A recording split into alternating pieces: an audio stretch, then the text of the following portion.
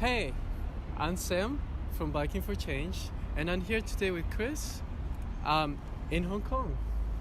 Hi everybody, I'm Chris. So this time I'm really welcome Sam to come to Hong Kong, and then it's a really big challenge for him. Yeah, I biked from Shanghai to Hong Kong. It took me about a month, 1,400 kilometers. And on my way here, I was talking in a group, the Green Ambassador group, which Chris is a Green Ambassador here in Hong Kong. And I told him that I was coming here and I needed a place to stay. And then he recommended. Yeah, and then I just say yes. It's because I know Hong Kong the rent is quite expensive, so I just suggest Sam can be stay in my studio to take a rest or take a break, and then after that can keep going. I thought he was joking, but actually he did let me stay in his studio, so it was fun. Thanks to him, I was able to improve my skills, my biking skills. I found out that my balance was terrible, and my bike needed some work. Yeah, because I'm a bike coach, and then I'm a triathlete too. So after that, I just help Sam to check his bike, and I met the bike had so many problems after the 1,500 kilometers biking when he was ride to Hong Kong because he crashed, and then because he don't know how to check his bike. So when I meet him and meet his bike, is so many problems on it. Yeah, one of them was that my helmet crack in one of my accidents, and I actually didn't even notice. Yeah, because for basically Sam is just start riding before he start this trip, so basically he don't know everything. So I just show him what happened for when you crash, your helmet have happened. When, for example, when helmet is broke, after that you cannot use it again because it saved your life already, the helmet. So you need to throw it and then you need to buy a new one. And then I show him the safety tests for the helmet, what they need to do this test, and then that's why cannot use after a crash. Yeah, so thank you, Chris, for all that. So today I wanted to talk to you a little bit so some of my friends and family could get to know who you are. So I know you mentioned that you are a Hong Kong pro-cyclist. I'm a retired Hong Kong international cycling team rider before, and then I ride around 7 years in cycling team. After I retired, I just go to study the sports science. Wow, and so you retired and then you started your business in sports science? No, after I retired, I just start I just go out to find some work first. My first job is merchandiser. At the end I find out it's not good for me because every day I need to sitting in the office. I don't know what I'm doing. So after that I go to do a sales in the bike shop. So I'm in there. I'm a sales manager to lead my team. And then after the bike shop is closed, and then I go to study sports science. And then right now I'm a bike fitter, and then for helping the triathlete and cycling athlete to maintain their performance, and then to help them just like bike consultant. Wow, that's awesome. I've seen you in your classes, and I think your students love you. They love you because you train them, but you inspire them too. I think that the fact that you came back to biking and you're trying to do your business in biking is quite inspiring because you love biking, you love the sport. Yeah, I start my coaching business. I start my coaching studio and bike fit studio around 5 years to 6 years already. In first few years is not really good because in Hong Kong and China style, because they just feel okay, sport for them is just okay, play, and then they have not that big idea for okay, I feel healthy, I need to keep it every day. And then first few years, and then every athlete come to find me. Oh, they just want, okay, 3 months. I want to training with you, and then every week I just come to train 1 time or 2 times for you. And then after 3 months, I need to be a half Ironman. I had to finish the half Ironman or full Ironman. But the point is, you can't be, because 3 months every week you're just training 2 times. So it's just around 24 days, wow. 24 section. You need to be a half Ironman or you need to be a full Ironman. It's really hard to explain to them, because it's really dangerous. Because after you work and then you feel tired, and then you still come here to get a very very high volume training, and then you will very easy to get sick. This is the base one, or it's not good for your body. It's hurt. Yeah. So after a few years, so they try, they get hurt, they get injured, they got sick, and then all training is gone. So they will try to listen to me right now. So that's why. And then another point is, in Hong Kong or China style, not so many coaching. We want to be talk with the athlete, or they just say, okay, I give you a program, just go do it. Don't think too much. They won't be explaining to the athlete what they are doing, and then what is the athlete, their mindset thinking. So basically, coach need to be really very close with the athlete. What is the athlete mindset? You need to know, and then the athlete do training by themselves.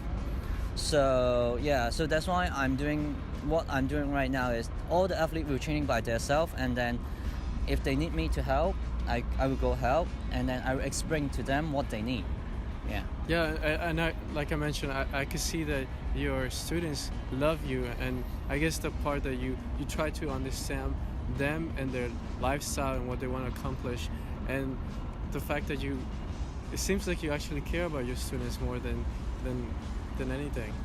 For sure, because I'm athlete before. Before my coach is a really Chinese style coach. So I don't want to be my athlete is like under no contact, and then I don't know what I'm doing, and then short term is okay. If you want to be 3 months, 6 months training is okay, but long term is not good for that athlete. So that's why I really need to always talk with my athlete. My phone is always turn on, and then when they have anything, they will find me. So just like 12 o'clock at the midnight, if some athlete have some problem, they will find me too. Because no one will help them. So has there been a lot of challenges trying to accomplish this dream of going from a retired pro cyclist into a coach?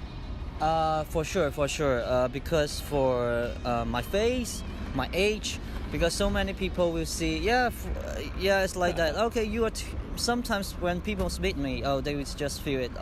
You're too young, and then your face just like baby face. And then they will not trust me. Okay. So after this need to be a long time to let them know. So that's why right now I feel a little bit better, because they trust me. Okay, Chris, so can you tell us a little bit about some of the training that I have done so far with you? So when I just met Sam, and then I just do some tests for Sam for skills and balance. So the balance in the base is the balance for I training him on the rollers. So I test him on the rollers, because for test his balance base is that good. So it's very good. And well, to say when I first started, I couldn't balance myself, but I think it's been a couple of days, and thanks to your suggestions, and I feel more comfortable now balancing on the rollers. Yeah, for sure. Because one point is, when you just start on the rollers, it's a little bit difficult, and it's a little bit different for when you're riding on the road. It's because the rollers is a little bit higher, so you need to more focus and concentrate on it. And then another point is a little bit hard for Sam is Sam, he bought a little bit smaller spikes. Okay. Yeah, the size is a little bit smaller. Yeah. So his movement and his control is a little bit hard. So need to be always remind him the little bit special balance skills on the rollers. Yeah. And then and then another point is the skills. So I do the skills test, and then with him in the playground, and then I just put some cone on the floor and just let him show me what is the turn, the big turn, small turn, some different style turn, and then straight line. And then I teach at the same time. I teach him how to use the cycling shoes. Yeah. So right now it's more better. We training around 3 to 4 times. Yeah. Well, I mean, I was I'm still quite pretty amateur as a biker. I did quite a lot of training by myself. There's no place you could go and do training for touring bike. So I did a lot of training for myself. So I mean, all the people that I met that had done long distance, they said all the training you do is going there and biking long distance.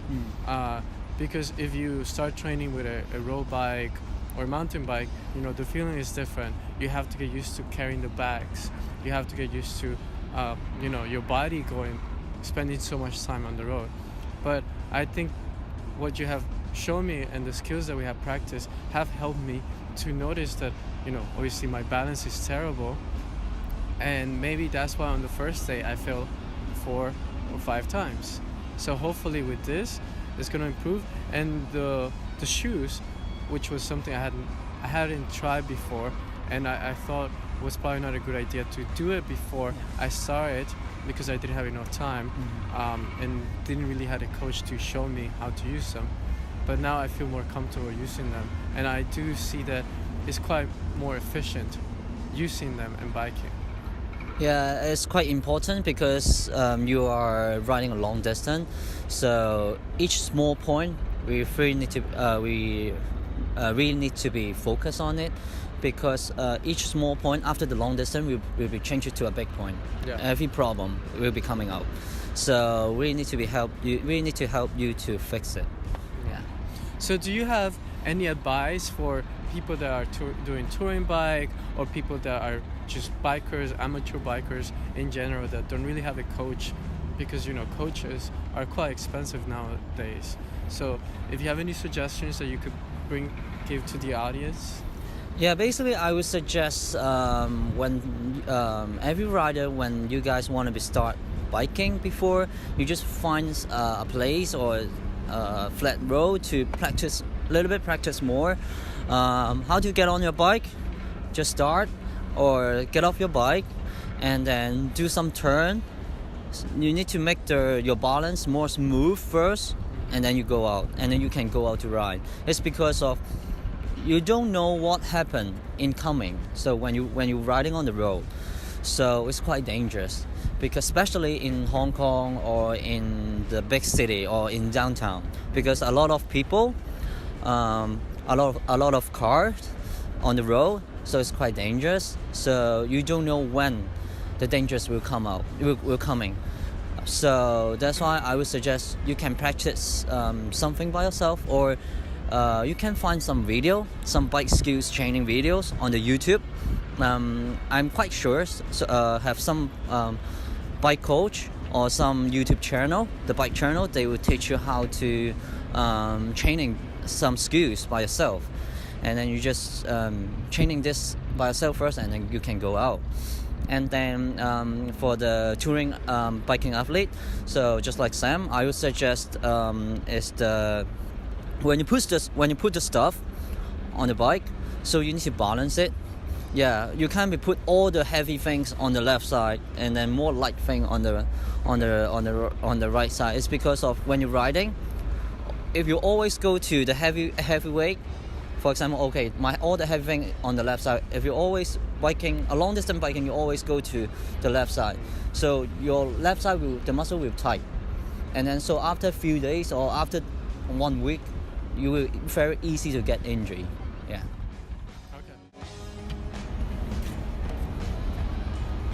Okay, Chris, I just wanted to thank you again for having me this past few weeks, coaching me, training me, helping me improve my skills, and helping me clean my bike and helping me adjust my bike, and letting me stay in your store. Thank you so much.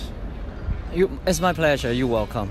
I really like to. I love biking. I love cycling.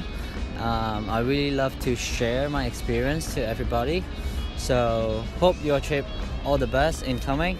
So cheers. Cheers.